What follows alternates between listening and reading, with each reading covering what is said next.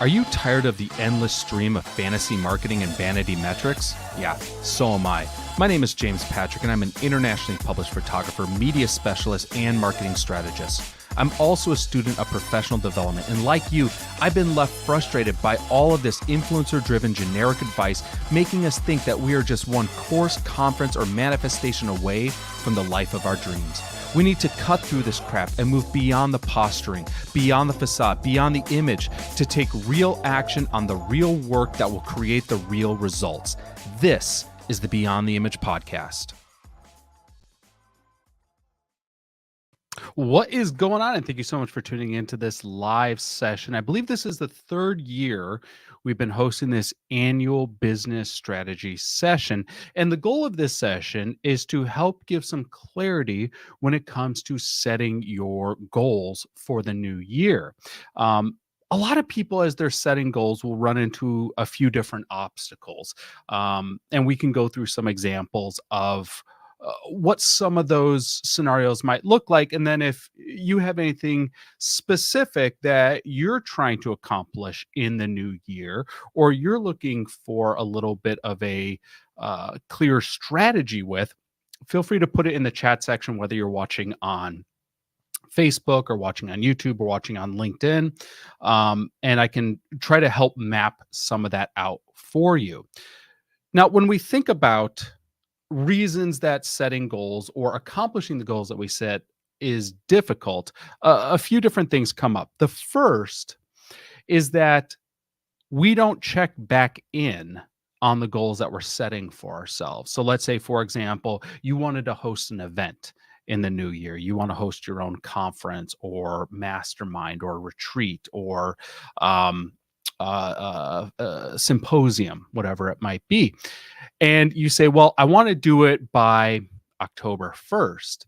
And then month by month goes by. And if you've not made any progress or any measurable progress towards that goal, and you're now several months into the year, let's say it's middle of April, all of a sudden that runway between April and October 1st feels a lot more difficult, a lot more insurmountable. It feels like it's going to be so much more challenging to be able to get this thing done.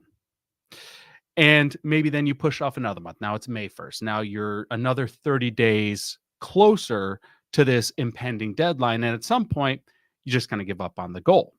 Okay. A real example of this would be I was trying to work on a book project, and I wanted to have it done at some point throughout the year. I didn't set a hard deadline on it. I'd work on it a little bit. I put it up on my shelf, pull it back down, work on it a little bit, put it back.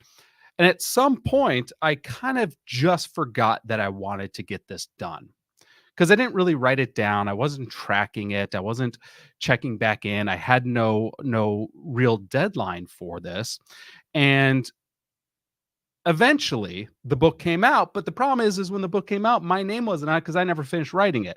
Someone else had a similar idea and wrote the book, and that book ended up becoming a bestseller. Another real example would be when we first tried to launch our Fitposium conference, and I've told this story from stage. We tried to launch it in the summer of 2015, but we did not do an effective job of planning leading up to the event. So we didn't really sell any passes. I think we sold 2 passes. And we ended up having to postpone the event until October until we were able to sell out the event.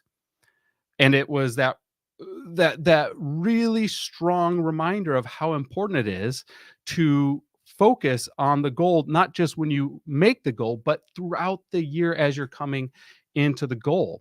When I worked in marketing, we would every year plan our marketing strategy and all of the tactics that we plan to deploy throughout the year. And then what we would do is we'd save it to our internet or our internal servers, and we wouldn't check it again until the next year when we had to update it. And we'd look back and be like, oh, wow, we wrote a lot of stuff in here that would have been great to do throughout the year. But we didn't even think to look at this document again. It just kind of went into a drawer somewhere. So the first idea that's really important is developing a system that you are checking back in on your goals. My first iteration of this was simply an Excel spreadsheet. And I'll actually share my screen. I'll just sketch it out. There we go. So I broke it down super simple in an Excel spreadsheet because if it's simple, you have the chance of actually getting it done. So in the first column, I would just have what my goals were. And just one after another, these were my goals for the year. Then I would put a deadline. Then after that, I would have 4 different check-ins. So if this was my annual planner, I would check in on April 1st, July 1st. What is it? July, August, September. So October 1st, and then the end of the year. So I required myself to look at this planner 4 times in the year. And this alone, just having an Excel document that I forced myself to check in 4 times a year, exponentially increased my productivity and the amount I was able to get done in the year. So let's say, for example, one of my goals was I wanted to, oops, let's actually erase that. One of my goals was I wanted to, let's say, read 50 books.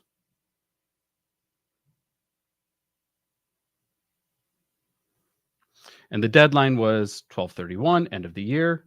So every time I checked in, on April 1st, I'd be like, well, I read 12 books this quarter. So I'm at 12 now. And the next month, you know what? I did a little bit extra reading. I'm actually up to 30 books right now. And you know what? I didn't do a lot of reading the next quarter. I only got 5 books read in this quarter. So I know I need to read 15 books this next quarter in order to accomplish my goal.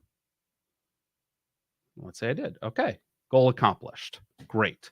Or I'm looking to, let's just say, I've used this example before, but I'll use it again. Let's say I want to launch a podcast. And let's say I want to launch a podcast by, let's just say 6/1. So a lot needs to happen here. So when I check in on April 1st, I'm like, okay, well, I've got the name, I got the domain, I got the hosting, and I got all the gear. So as I am continuing through April and May, after I do this quarterly check-in, well, I know I have 2 months to get this done before my 6/1 launch. So when I check back in on 7/1, I've now had a full month of launching the podcast. So I was launched on 6/1, X number of downloads. Okay.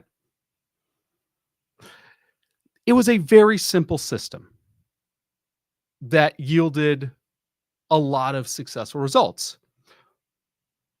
But we decided to take it a little bit further. I was only checking in quarterly. So if there were goals that were either smaller or bigger, it was hard to measure it in 3-month periods. So, for example, a small goal would be, hey, let's make sure I update the galleries on my website.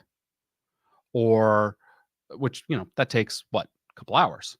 Or a big goal would be, I want to write a book. And that might take several quarters to do all the writing, to have enough content to write a book, and to then track that process. Or hosting an event would be another one. So what I started to do was take this document of all my goals, and I'd have, every year I would set, 50 to 100 goals for myself. And then every month I would look at them. And remember, each one has a specific deadline that I've added in. And I would just write out in a planner, well, this is what needs to happen this month to move each of these things along. And what this meant was that I had to do a best guess estimate on what work needed to be done for my goal. So let's look at hosting an event, because we host an event without any event experience before. Okay, so we had to think of what needs to happen to host a successful event. Well, we need a name, and we need a URL, and we need a ticket processor, and we need a venue, and we need speakers, and we need some designs. We need marketing materials.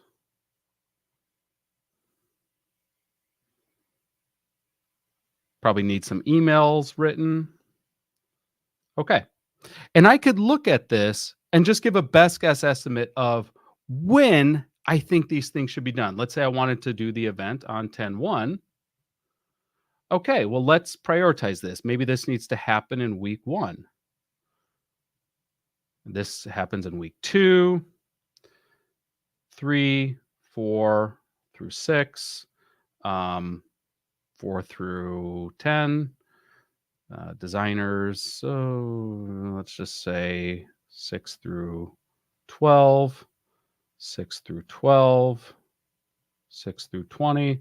Okay, so I've been able to kind of create a chart of when things need to get done. And you could look at that on a timeline of each of these things.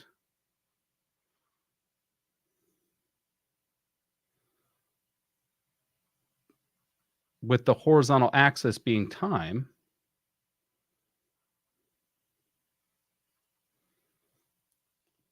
So certain things you don't need to worry about early on. So for example, just using this as a rough estimate. Well, week 1, I don't need to worry about anything else. I just have to name the conference. Week 3, I don't need to worry about the venue or the speakers or hiring a designer or the marketing materials or the emails, because I'm working here. Now, this does not need to be perfect, and it shouldn't be perfect. There's no way to know everything that needs to happen. I mean, our first event master plan, I think it was like, I don't know, let's just say 20 action items. Now, if I were to pull up our event master plan, I think it's 120. And it's a lot more accurate because we're going into our 10th year of doing events. The point is to be able to take a very big goal of hosting an event and break it up into elements that you can complete and that are far more digestible. Hosting a conference is a very big idea. Naming the conference is not that big of an idea. Finding a venue is not that big of an idea. Purchasing the domain name, having the website built, designing the flyer for the event. Individually, these are not big things and can be done. And this is how we start to break down our goals so that we can actually accomplish them. And this is why, for those of you who've been able to pick up the Legacy Planner, this is why we created the Legacy Planner in the way that we did. Because we start with you setting your annual goals, much like I did in that Excel spreadsheet. What are the annual goals? And if you were to go through into the Legacy Planner, there are a few things we ask for the annual goals. We ask for what is the goal, okay? And then we ask for details on the goal. Details are important. So, for example, if I were to say my goal is to, and I'll just pull an exact goal. What's a good example? Okay, update my website. That's one of the goals I set. But that is a very opaque goal. So then we have a detail section. What are the metrics that we're using to measure this goal? So perform quarterly updates to the website portfolio galleries. Okay, that has specificity. So I know that this is a goal, and then the last thing we put in is a due date. So this is a goal that I plan to achieve every single quarter. Compare this to, okay, send out, or the goal is a monthly newsletter. So the details: send out 12 marketing e-blasts to my marketing email list. Those are the details. The due date, it's monthly. It's a monthly due date that I've set for myself. Pulling a more specific due date: host Get Published Live. The details: host the event where we have 30 in-person and 150 online attendees. What is the due date? May 31st. Okay, so I have the goal. I have the details of the goal. And then I have the due date. And then next to that, we have those 4 check-ins. So in April 1st, I'm able to write where I'm at in that. Same with July 1st, October 1st, and then end of year end. And I can determine whether or not this goal's been accomplished. So when I look at, like, one of my goals this year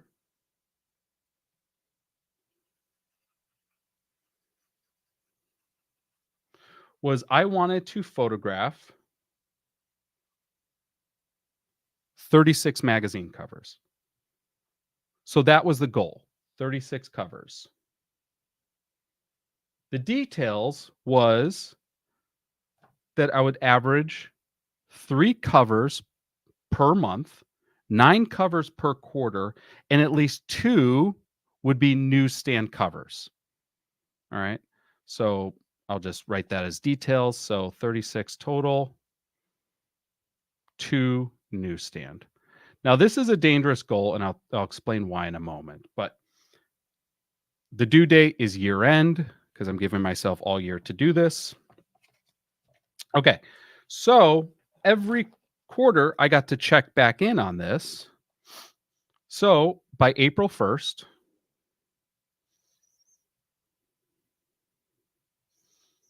we had 21 covers. 1 was a newsstand. By July 1st, we had 41 covers, and 3 had been newsstands total. By October, we had 63. So we beat our goal. We actually beat our goal in July, or by July 1st. And then when I do my end of year next week, so year end, we're at 76. And I believe 6 were newsstand.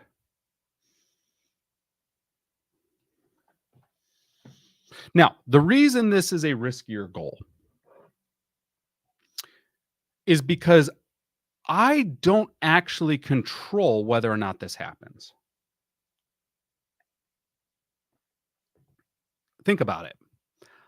I don't choose when a magazine publishes my work, with the exception of the magazines I own, but that's not the majority of these. The majority of these are other magazines. I don't control that. So this is a riskier goal to set only because I don't actually control the outcome. So how could I do this goal in a way that I actually control the outcome?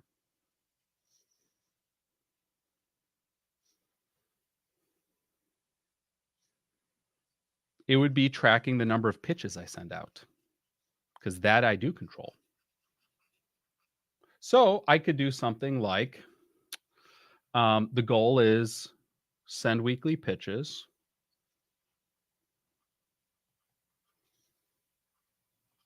The details are pitch 10 magazine features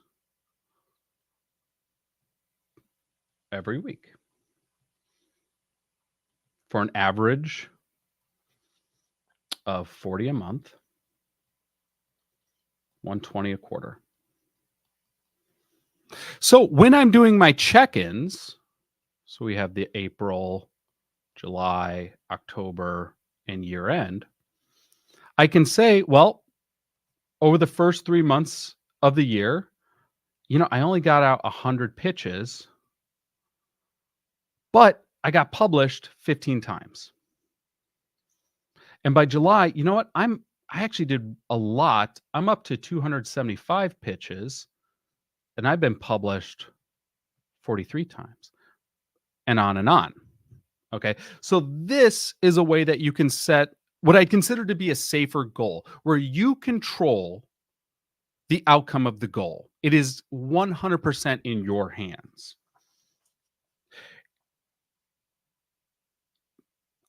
The only way I'd recommend that, or the only time I would be okay with someone setting a goal where you don't control the outcome, is if you're willing to factor that in as you're doing your reviews. Because what I don't want is and this is something I used to do back when I did the Excel spreadsheet, is anytime I was deficient in a goal, I would make the cell of that worksheet red, almost as like a self-punishment.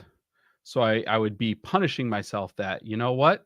I'm behind on this goal, and I'd shade it in red. Well, for me, I did that and it actually motivated me to work harder on things. It didn't pull me down, but it's easy to see how that could pull someone down. How if you set a goal that you don't control the specifics of the outcome and you're grading yourself harshly as a result when you don't control the outcome, well, that can be very frustrating. So an example from this year. So at the start of this year, we were running 3 publications. And I had a goal for each of these publications that's written in my legacy planner. However, after when was it? I think it was September. In September, we decided to close one of the publications. It was not selling to the level we thought it would sell. So we decided to cancel the project and put all of our energy into the other 2 publications, which are selling and are doing well. So I can look at that and be like, well, I did what I thought I could in the marketing and the promotion, but ultimately it didn't work in the marketplace. We tested it and it did not work in the marketplace. Okay. So did that mean the goal was unaccomplished? Yeah, it does. But I'm okay with that because we did the analysis and it was the right decision to cancel it. So I wasn't deterred by that. But that's my one caveat about when you're setting goals, to definitely lean into that element of I'm setting goals where I control whether or not this goal happens. It's not in someone else's hand. So I'm not going to set a goal of, well, I'm going to onboard 50 new clients this year, because ultimately I don't control whether or not someone says yes to working with me. But I might set a goal of, I'm going to put out X number of promotional emails. I'm going to put out X number of marketing e-blasts, or I'm going to put out X number of printed mailers, or I'm going to send out X number of pitches, or I'm going to do X number of lives, or I'm going to do X number of podcasts. So you have to kind of know yourself and know your temperament and what motivates you and fuels you to keep moving forward on things. And then maybe what would be a little too depressing should you not be hitting your goals. So every month we would chart out, okay, here's what needs to happen this month. And we would continue that process. Okay, if we know what needs to happen this month, what needs to happen this week? And if we know what needs to happen this week, what needs to happen today? And that's how we bracketed the legacy planner. Here are your annual goals. Let's take these annual goals and then there's a section for every quarter of the year. What needs to happen in Q1? So if I were to look at my first quarter, remember the magazine goal? Well, one of the quarter goals is 9 covers. There's my monthly newsletter.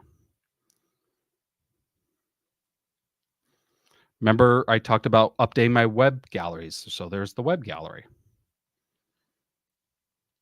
But now in my quarter ones, there's a due date for each of these. So, 9 covers, that's end of quarter. The monthly e-blast, well, that's monthly. I need it to go out every month. And the web gallery, now I'm going to choose a specific date. I want this done by March 1st. So then, as I have my quarterly goals and I'm setting my monthly plans, okay, then it continues. What needs to happen in the month of January? Well, 3 covers.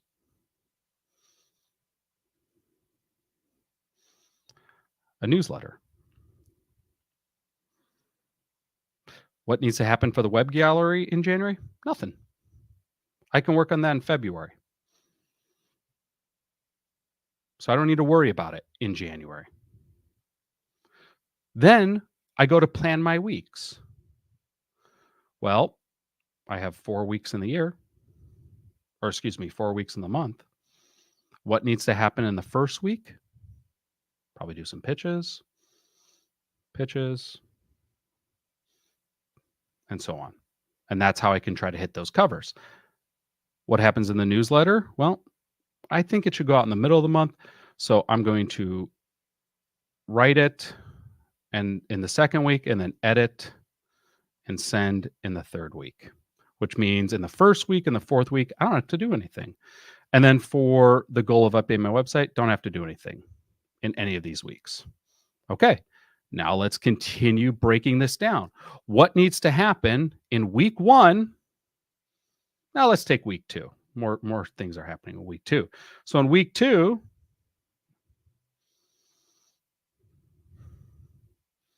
what needs to happen? Well, I need to pitch 2 magazines, and maybe I set a goal of pitching to 10 magazines. I feel like Wednesday is a good day to pitch. So Tuesday, I'm going to research where I'm pitching. And Wednesday, I'm going to send out 10 pitches. Okay. That's all I need to do there. I'm going to write the draft of the email on Thursday. There it is. So now I know what I need to do this week. And you can expand this as you fill in all your goals. This is how we build out our daily planners.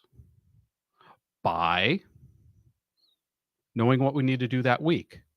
Because we knew what we need to do that month, because we knew what we needed to do that quarter, because we knew what we needed to do in the year. So this is how we bracket out our goals. Because remember, the 2 biggest issues we had was 1, we forgot we even set the goal, or 2, we failed to break up the goal into manageable pieces. So at this point, if anyone has anything that they're looking to work on in the new year that you would like some guidance with, or help with, or assistance with, put it in the chat section of wherever you're watching this video, and we can try to break that down for you. I will reiterate, the Legacy Planner is available. It is on Amazon, best place to get it. You can get the hardcover. I like the hardcover. You can also get it in paperback, should you prefer paperback.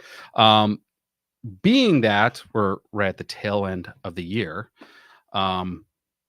if you get it and you want to get started on it before it gets shipped to you, send me a text. I'll put my number up on the screen. It's 480-605-3254. And I'll just send you a PDF so you can get started building out your 2024 plans as you're waiting for the hard copy to arrive.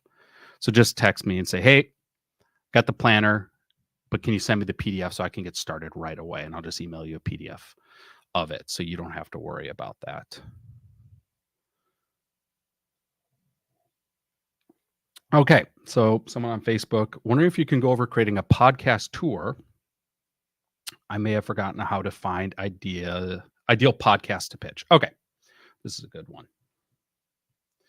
So when I'm going on a podcast tour, and for those not familiar, a podcast tour it's one of the top things we do when it comes to building our awareness and generating leads for whatever we're trying to promote. So, for example, like I may be going on a podcast tour to promote our conference. Our conferences get published live.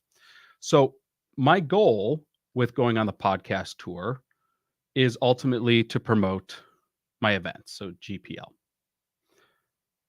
But I've done it with promoting a book.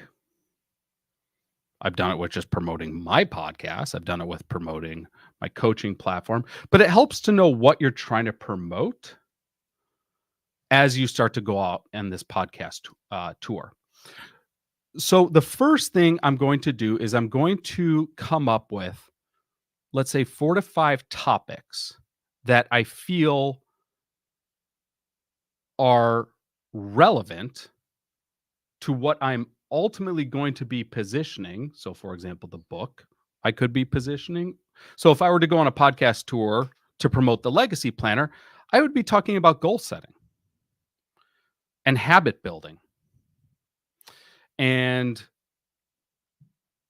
how to time block out your calendar. Those would be the topics because it would ultimately connect to what I'm trying to push. So, I wouldn't talk necessarily about how to get published in media outlets because that's not what I'm going to be positioning at the end of the show.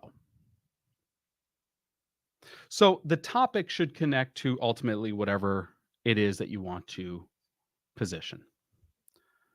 So let's just for the sake of this, we'll use the event. Okay. So we're promoting the event. So I come up with 4 to 5 topics on getting published, the importance of media, how to leverage media, the benefits of local media, ways to land media that you might not think about, the biggest misconceptions when it comes to um, earned media that everyone overlooks but is a game changer, things like that. So I'll come up with 4 to 5 of these topics. But you notice, like, I fired off those topics fairly easy. And they're all about one general idea, but I can take it in a lot of different directions. So you don't need 4 to 5 radically different ideas. They can be centered around a theme. Then what I'm going to do is I'm going to pull a list of prospective podcasts that I feel have the target audience that I want to get in front of. So I know with Get Published Live, entrepreneurs, um, certified personal trainers. We have a lot in the health and fitness industry. We have a lot of small business owners. We have a lot in the creative industry. Those are kind of the general buckets of the industries that I'd be targeting.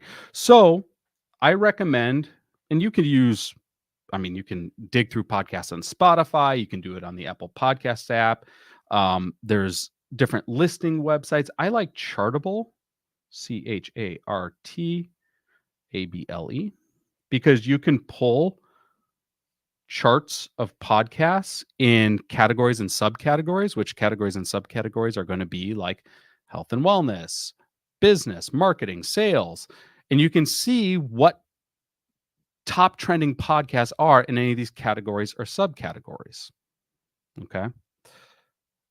So, with that being said, I'm going to pull, I mean, you could pull as many as you want, but I'm just going to use a round number. I'm just going to say I'm going to pull 100 podcasts. Now, this 100 podcasts is going to include 3 different types of shows. When you pull a list of shows, you're going to notice that there are shows like ranked 1 to 50 in any category or subcategory. These are going to be your biggest, heaviest hitting podcasts, which are going to be the hardest to get. So I spend about 25% of my time chasing those podcasts. So if I were to pull a list of 100 podcasts, 25 of them would be ranked number 1 to 50. Another 25% would be podcasts that are new. They're especially on Apple, there are categories like new and noteworthy that are new that you have a good feeling they're going to grow very quickly. Maybe you know the host has a lot of clout, or maybe topically you just see this working out really well, or maybe they're getting some really rock star guests in the first few episodes, and you just see a fast ascension with this show. So 25% of my time I'm going to spend targeting new and noteworthy shows. That means 50% of my time I'm targeting established podcasts. Established podcasts, I would put anywhere like they'd be ranked number 51 through 250. Or they have between 100 and 500 reviews. That's a star, sorry. This is an established podcast. Like if I were to list where my podcast was, it kind of fits in right here. I will spend half of my time chasing these podcasts. These ones are actually quite easy to get, but not easy. They're not complicated to get. Another resource for new podcasts is they're almost like podcast marketplaces. I think one's called Podmatch. I'm blanking on some of the others, but they're essentially social networking sites where hosts are looking to connect with guests and vice versa. So you can, and some of them are free, and you can join as a guest or as a host and promote yourself, what you can speak on, and find potential newer, smaller podcasts. They're great for practice, great to kind of get some momentum, or great to find shows that could be growing really fast.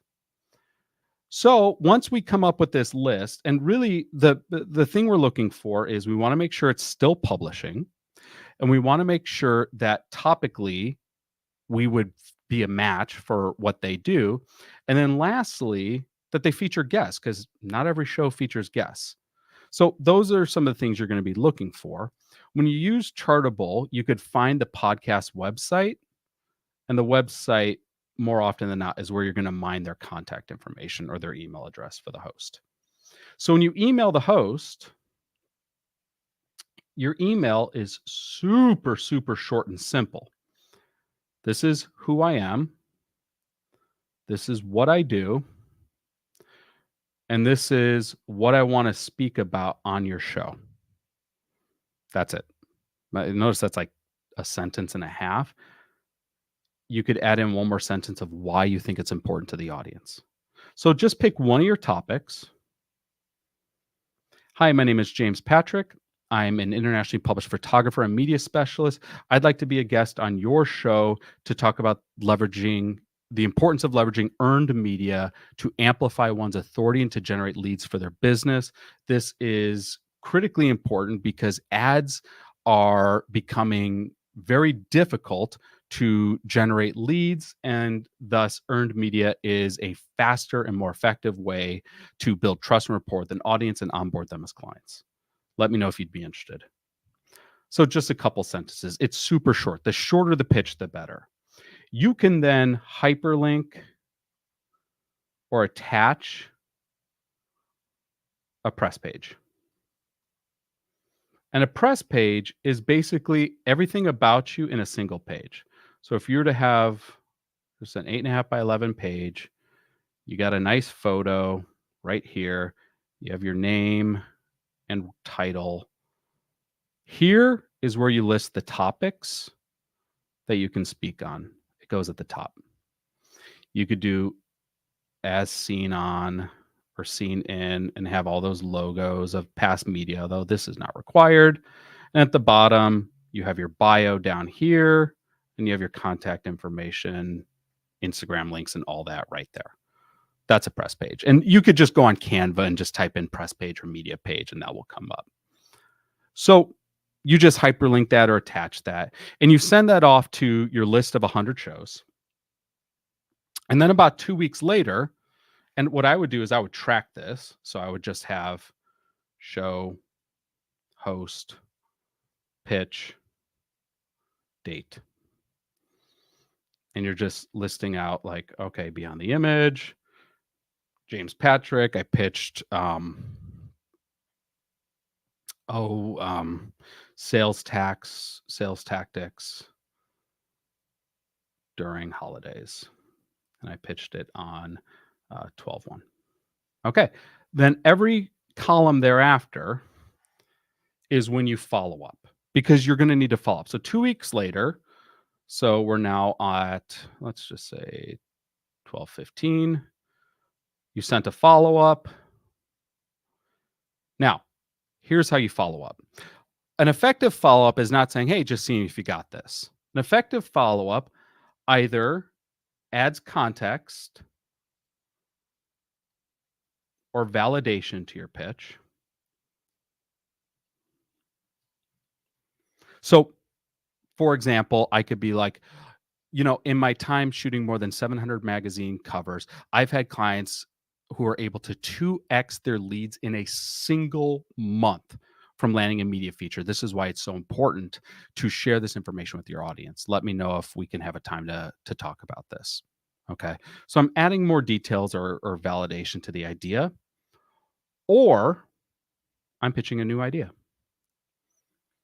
By the way, if that's not specific enough for your audience, I thought I could come on the show to talk about leveraging the importance of local media, especially TV media, which is often overlooked, and how someone can really harness the power of local TV to amplify the leads for their business.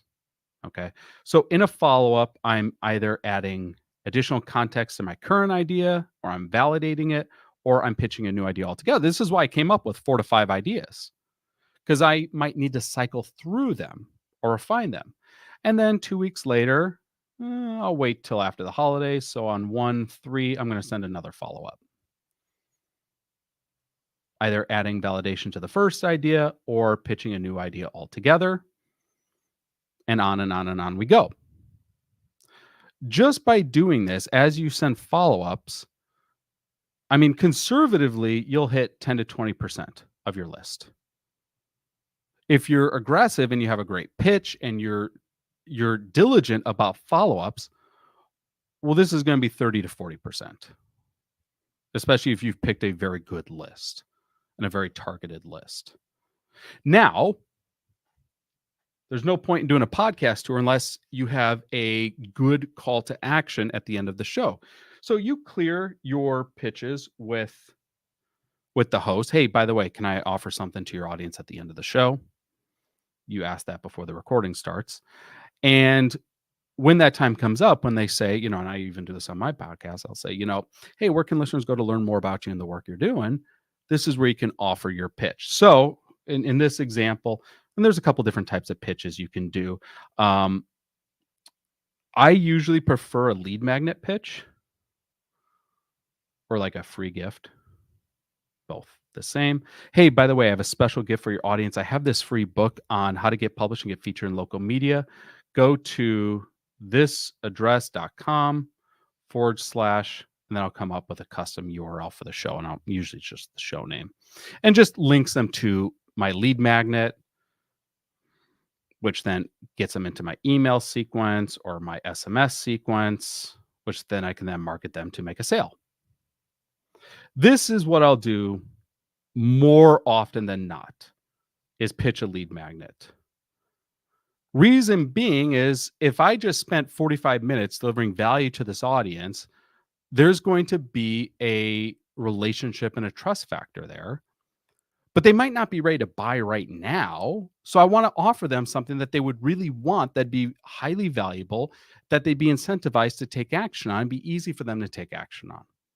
Okay.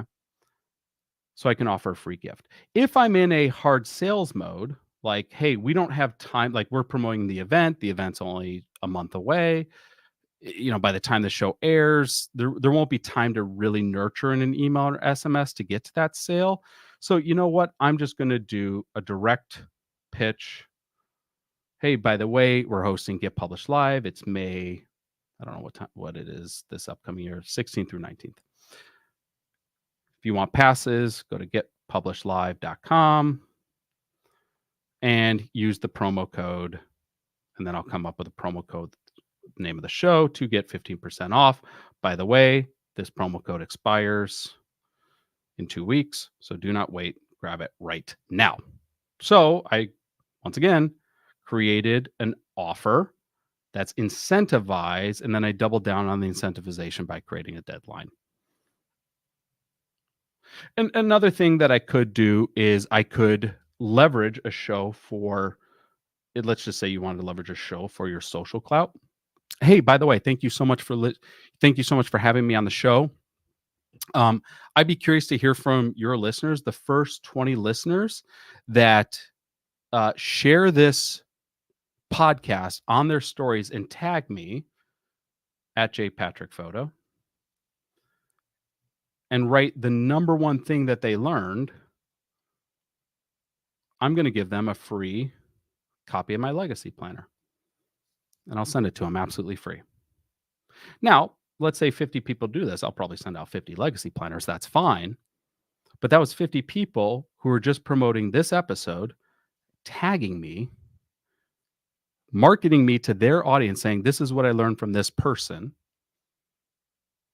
This is a great way to build your social awareness. Okay.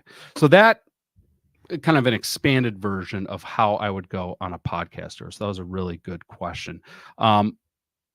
If there are any more questions, I think we have time for one more. But as I had mentioned, a couple things. Well, I guess one thing I should mention is tomorrow. I think tomorrow at 3 or 4 Pacific. We have it on my YouTube. We're bringing on the editor-in-chief of Icon Refined magazine. There's my YouTube on the screen, youtube.com/jpphotoaz. We're bringing on Chelsea Clark. She's the editor of Icon Refined magazine. We just dropped the new issue of Icon Refined magazine, which is available at iconrefined.com. And Chelsea and I are going to talk about everything you need to know should you want to get published in Icon Refined magazine. So if you have questions and you want to ask them directly to Chelsea herself, this is your chance. So once again, go to my YouTube. You can subscribe to my YouTube for free. I believe it's at 4 o'clock, maybe 3 o'clock Pacific time. The details are on the YouTube channel. Just go to my YouTube channel, click the live tab, and it will show you when it is tomorrow. So that's 24 hours from right now. Be sure to check that out. Appreciate everyone for taking the time to tune in, for asking really good questions. Love doing these annual sessions every year. By the way, if there are any topics you want me to cover in future life coaching sessions or on future episodes of the Beyond the Image podcast, definitely shoot me a text, 480-605-3254. Let me know the best way I can serve you. Hope everyone has a very happy holiday, a very happy new year, and we will talk to you all tomorrow night. Take care, everyone.